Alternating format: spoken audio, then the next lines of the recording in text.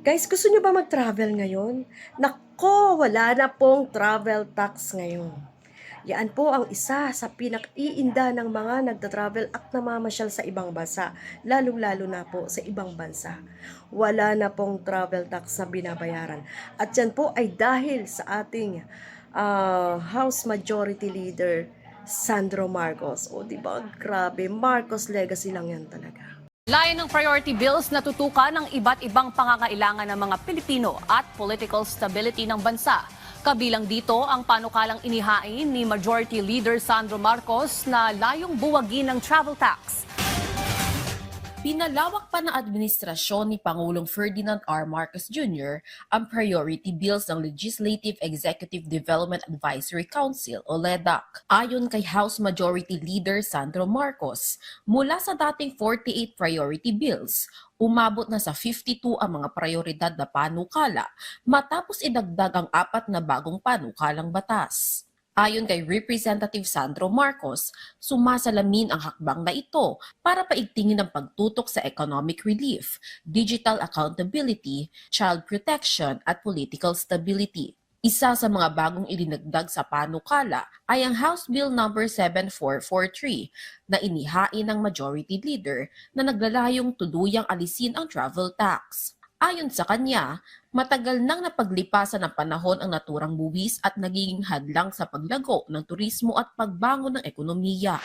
Isinulong naman ni House Speaker Faustino Bogie III ang pagsasama ng anti-disinformation measure sa meeting ng LEDAC na pinangunahan ng Pangulo. Babala ni D, malaking bantana sa mga demokratikong institusyon, pambansang seguridad at kapakanan ng mga kabataang Pilipino ang walang kontrol na paglaganap ng digital falsehood. Binigyang diin ng House Speaker na ginagamit ang fake news bilang sandata para wakasan ang tiwala ng publiko, impluwensyahan ang resulta ng halalan at pahinain ang pambansang seguridad. Aniya, malaki ang negatibong epekto ng digital disinformation sa mga bata at kabataan, partikular sa kanilang mental health, social development at paniniwala.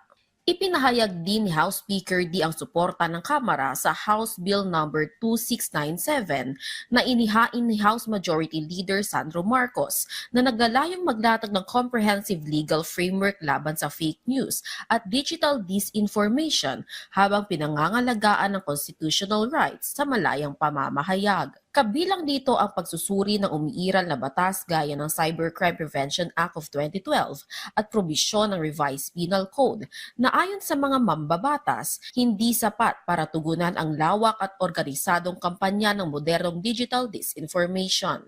Ipinahayag naman ni House Committee on Suffrage and Electoral Reforms Chairperson Congressman Zia Alonto Adyong ang kanyang pasasalamat kay Pangulong Ferdinand R. Marcos Jr.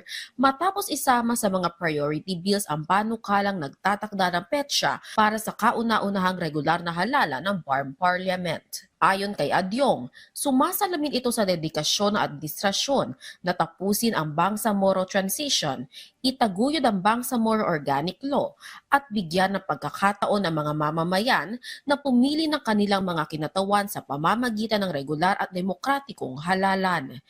Dahil nga kay House Majority Leader Sandro Marcos, ay may liwanag na nakikita sa ating mga batas ngayon.